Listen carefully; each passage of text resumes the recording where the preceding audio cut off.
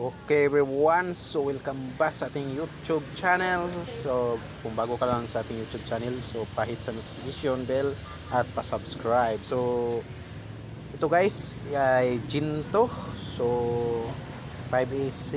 So i-repair natin guys kasi short yung diode. At ngayon ay nagpa-power on na yan guys. Yan. So ang kanyang sira ay ito lang. Kita nyo?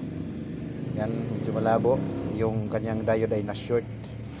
So sa main plug sa kanya, no? So ito ay Jinto. So goods na yan guys. Okay na yan guys. Nag-pop up na ang kanyang internet. So bale nakita natin, no, sa ating wifi. So